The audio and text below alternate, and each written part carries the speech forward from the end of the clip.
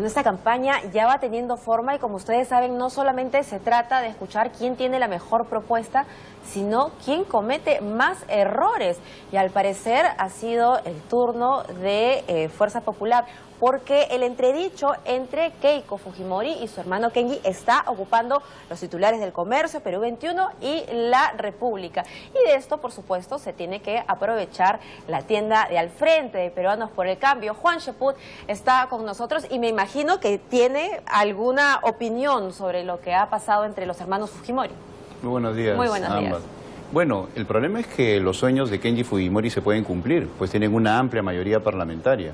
El hecho que 73 parlamentarios, según las proyecciones de la OMPE, tengan la hegemonía en el próximo Congreso puede hacer que, como ha dicho el congresista Becerril, o Cecilia Chacón, o Francisco Petrosi, los proyectos pueden salir como por un tubo, ¿no? Sobre todo aquellos que signifiquen modificación constitucional.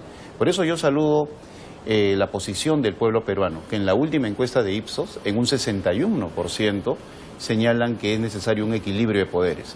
Keiko ya tiene el poder legislativo, por lo tanto, el poder ejecutivo, el gobierno, debería estar en manos de Pedro Pablo Kuczynski. Claro, pero no, sin ser mezquinos, Keiko Fujimori ha dado su palabra, algunos podrán creerle, otros no, pero ella ha sido tajante y ha dicho que ningún Fujimori postulará en las próximas elecciones. Primero porque la ley lo impide. Ella ha dicho que no va a haber ninguna modificación en la Constitución, ninguna modificación para que esto suceda. Pero ¿qué es lo que crees que puede estar pasando en la interna?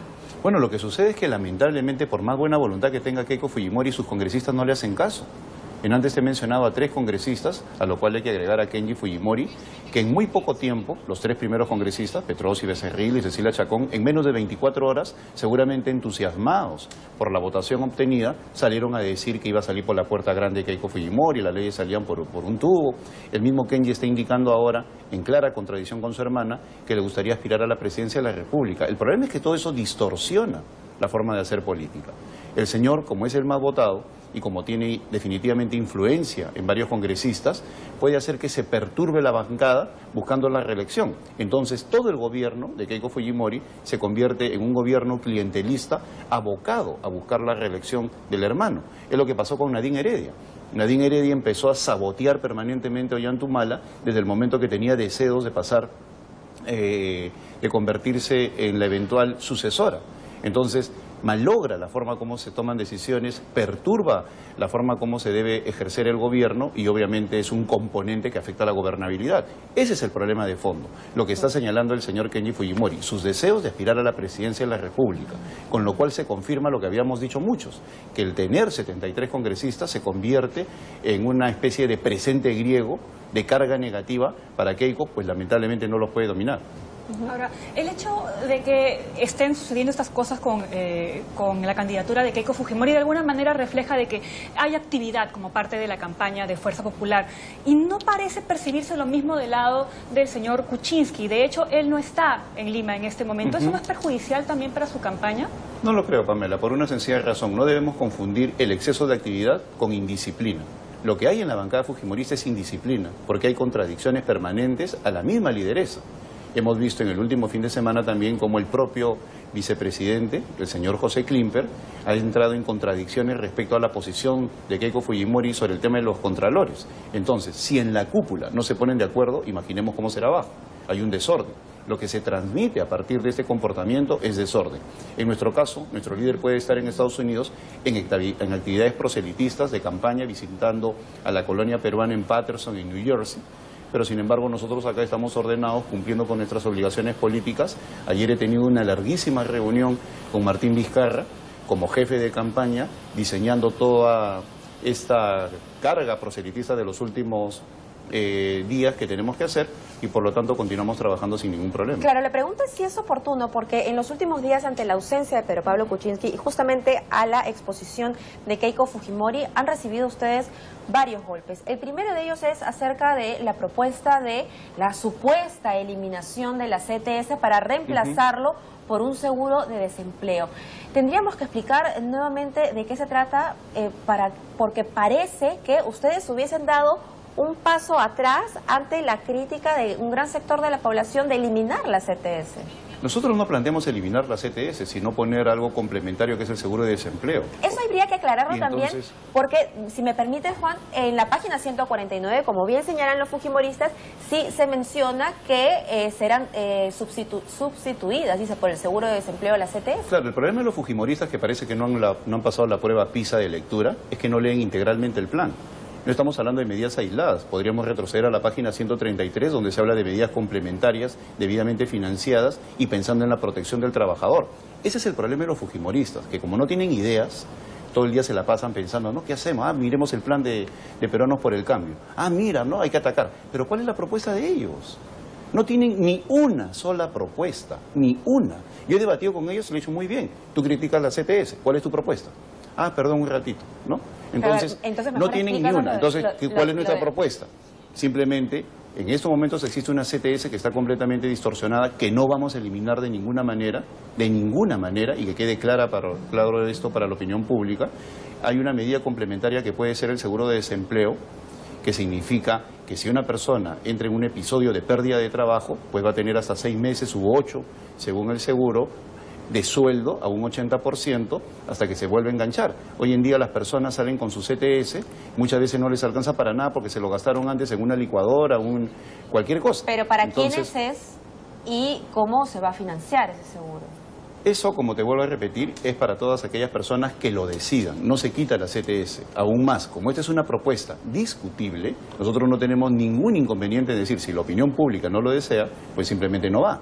Porque es una propuesta en un plan de gobierno que, como demócratas que somos, lo sometemos a la opinión pública, y si la opinión pública no lo comprende, pues simplemente decimos no va. Sí, pero la opinión pública también pide la pena de muerte. Bueno, entonces no solamente podría un gobierno, digamos, un gobierno no se va a manejar de acuerdo a la opinión pública. No, pero la opinión pública es respetable desde el momento que genera controversia a partir de una explicación que ha sido distorsionada por los fujimoristas. Una cosa es que un gobierno plantee una política pública en la cual no existe una distorsión y sí un diálogo, y otra cosa es una distorsión que obedece a un propósito electoral de mentir exprofesamente para infundirle miedo a la población y de esa manera decir, ya no voy a votar por Pedro Pablo, porque lo que hay en el fujimorismo son mentiras tras mentiras en relación a este tema. ¿Y motivadas por qué? Por la ausencia de propuestas. Entonces nosotros hemos dicho, ya que esto se distorsiona por la mentira de un grupo de personas que sacan un pedacito desconectado del plan de gobierno, pues simplemente decimos, ya esto no va. Si ellos fueran leales con lo que pregonan, que decir queremos una campaña alturada, pues debatiríamos propuestas. Pero ellos desinforman permanentemente, como desinforman en el caso del 24x24, desinforman en la CTS y desinforman en otros tópicos que no vale la pena mencionar. Para conseguir las reformas en el Congreso se van a necesitar de todas maneras consensos, y una de las bancadas más numerosas es la del Frente Amplio. Ayer la señora Verónica Mendoza ha tratado de ser un poco más clara con cuál va a ser su posición con miras a esta segunda vuelta, y ella insiste en que su posición es anti-Keiko Fujimori, pero no define si finalmente va a apoyar o no a Pedro Pablo Kuczynski. ¿Ustedes cómo toman la posición de la señora Mendoza en este aspecto? Como ambigua, porque en el mismo discurso ella dice, nosotros no vamos a apoyar ni a uno ni a otro, pero estamos en contra de uno de ellos, ¿no? En este caso de Keiko Fujimori. Yo creo que se tienen que definir. El problema de la izquierda, de su cúpula, no de los votantes, porque yo he hablado con mucha gente que es votante que nos va a apoyar, con muchos. Dirigentes sindicales, gente de izquierda, gente de Cajamarca, muchos. O sea, no importa lo que diga el líder, finalmente. Lamentablemente están confundidos. Ellos leen un editorial de un politólogo destacado, vamos a hacer lo que dices. Al día siguiente leen otro politólogo, vamos a hacer eso. Se dejan guiar por los editoriales, por las columnas. Y como están confundidos, pues simplemente dicen lo que han dicho ayer.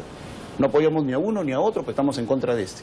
¿Qué se desprende? Que apoyan al otro. Entonces, por otro lado, no tienen capacidad de endoce. Es decir, ellos están creyendo que el porcentaje obtenido es consecuencia que la población peruana cree que Verónica Mendoza es una gran lideresa. Lo es, nadie lo niega. Ha tenido una excelente performance electoral, pero el voto en el Perú no es endosable. Nosotros estamos acudiendo al electorado de izquierda y le pedimos a los señores del Frente Amplio que primero se pongan de acuerdo, porque lo que hay hasta estos momentos es simplemente una contradicción permanente, y lo hago en función de lo dicho ayer por Verónica Mendoza. Nosotros no estamos ni con Kuczynski ni con la señora Fujimori, pero lo peor que le puede pasar al Perú es que la señora Fujimori sea presidente. Entonces, ¿qué se desprende? El problema histórico de la izquierda peruana es su confusión. como yo en un debate acá con la señora Marisa Glave y luego en otro lugar lo demostré, ¿no? Se contradicen permanentemente en el discurso y lamentablemente como consecuencia de ello la opinión pública se da cuenta que no existe en ellos una opción real de cambio. Ahora, Julio Guzmán y Susana Villarán han sido claros y han dicho que van a apoyar a Pedro Pablo Kuczynski. ¿Tienen ellos capacidad en dos? ¿Ustedes cómo toman? No, son ciudadanos respetables, son ciudadanos respetables. En ambos casos no han tenido oportunidad de participar en el último proceso electoral por cuestiones vinculadas al Jurado Nacional de Elecciones, pero como en todos los casos en los cuales los ciudadanos demuestran una posición a favor de Pedro Pablo, la saludamos con mucho gusto y le agradecemos, obviamente. Dos preguntas en una. ¿El apoyo de Mario Vargas Llosa es una suma que resta para ustedes? Por supuesto, Mario Vargas Llosa es indiscutiblemente nuestro mejor escritor y una persona influyente en el mundo, y una posición como la de Mario siempre suma. El hecho de que él tenga una posición contraria a Keiko Fujimori no es óbice para pensar de que perjudica a Pedro Pablo, como he escuchado a algunas personas. La posición de Mario en términos intelectuales, de influencia y de calidad moral es indiscutiblemente positiva para Pedro Pablo Kuczynski. Él está convocando una marcha y esa era mi segunda pregunta. ¿Ustedes van a participar como partido de esa marcha contra la candidatura de Keiko Fujimori? No lo hemos discutido en la dirección política. Pedro Pablo no se encuentra en el país. Yo en lo personal creo que esto se tiene que discutir profundamente para que de esa manera no se piense que nosotros somos anti algo. En estos momentos nosotros queremos conquistar el voto de todos los peruanos, inclusive de aquellos que están en estos momentos pensando que Keiko Fujimori es una buena opción. A esos señores que piensan que Keiko es una buena opción, yo les digo, miren lo que está pasando.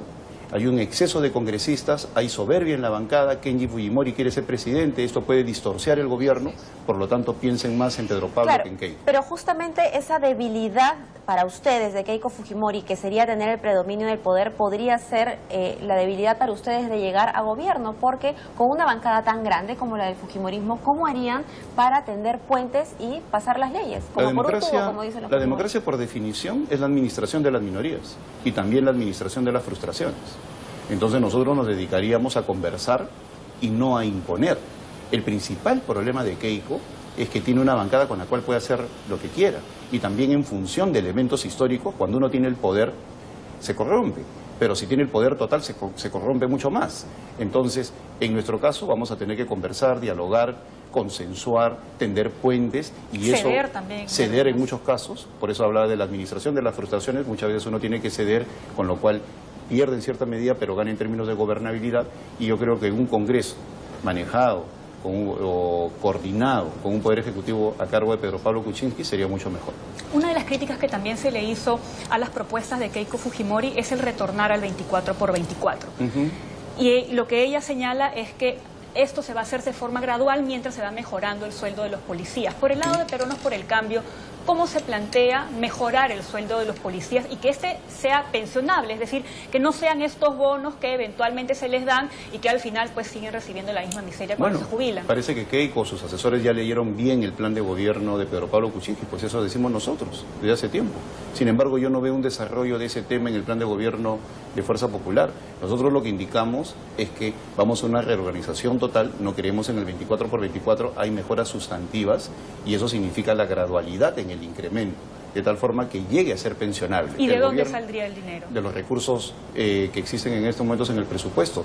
Por un lado, tenemos 67.000 millones de dólares en reservas que necesitan dinamizarse y movilizarse adecuadamente para que justifiquen algún gasto social como inversión, y por otro lado nosotros, como tenemos en Pedro Pablo Kuczynski una persona que domina lo que son las cuentas nacionales, y podrían haber las preferencias o prioridades del caso para satisfacer este requerimiento, que dicho sea de paso, ya ha mencionado que había caja dos ministros de este gobierno, Luis Miguel Castilla y Alonso Segura. Si no se da, es por decisión política. Eso, si hay dinero, ¿por qué no se les ha aumentado el sueldo pensionable a los policías? Yo creo porque puede repercutir en la caja a futuro y porque han tenido problemas en los últimos años, pero dos ministros de ese gobierno de Economía indicaron de que existían los recursos suficientes como para eliminar el 24/24 y empezar a satisfacer a los policías. Pero esa misma preocupación no existiría en el gobierno de Kuczynski, decir lo que vaya a ocurrir cuando estos policías se jubilen, claro, porque hay que pagarles. La diferencia de ellos es que nosotros sí tenemos la decisión política de apoyarlos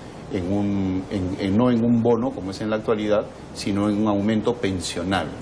Y el tema de dónde saldrían los recursos, pues hay diversos elementos, desde el canon, las regalías, la distribución de los impuestos, ver la forma como priorizamos el gasto, de tal forma que no se convierta en oneroso para la caja. Y en ese sentido, algunos economistas han criticado la propuesta de reducir el IGB de 18 a 15%. ¿Por qué consideran que no es una medida suficientemente atractiva para invitar a la formalización? Porque finalmente 3 puntos en el IGB pues no resultan tan atractivos para el informal que desee en algún momento ingresar a la formalidad. En primer lugar, no es una medida aislada, es una medida que se concatena con otras, en un criterio holístico de reforma económica, que lo que busca no solamente es disminuir la informalidad, sino sobre todo hacer más competitivas a las empresas. Aquellos que piensan que vamos a bajar 3 puntos de golpe están equivocados. Es una medida gradual que se daría en 5 años, acompañada de otras medidas que tienen sobre todo un acompañamiento a la MIPES en lo que se refiere a disminución de tributos, disminución de pago de intereses, porque en estos momentos es muy oneroso, mejorar la ley de micro y pequeña empresa y medianas empresas inclusive, para que de esa manera puedan tener criterios de productividad mucho más adecuados a los tiempos modernos, a mejorar la transferencia de tecnología para que mejore también su productividad. Es decir, hay un conjunto de medidas que acompañarían a esto para disminuir la informalidad. Bueno, cuando se habla de reducción de impuestos y más aún añadiéndoles ese tema de las amnistías, siempre hay una preocupación de, bueno, ¿de dónde vamos a sacar dinero? Porque se reduce la base. Se reduce claro. la base, exacto. Exacto, pero por otro lado se generan externalidades positivas. Desde el momento que puede bajarse en medio punto el IGB, se generan otro tipo de externalidades y la recaudación puede venir por otro lado. Un impuesto indirecto como el IGB puede ser complementado con impuestos, con la mejora de la productividad de las empresas, ¿no? Entonces, definitivamente no generaría un problema en la caja. Bien, Juan, muchísimas gracias por estar esta mañana explicándonos algunas de las propuestas. Son las 7:58, nosotros continuamos con la información.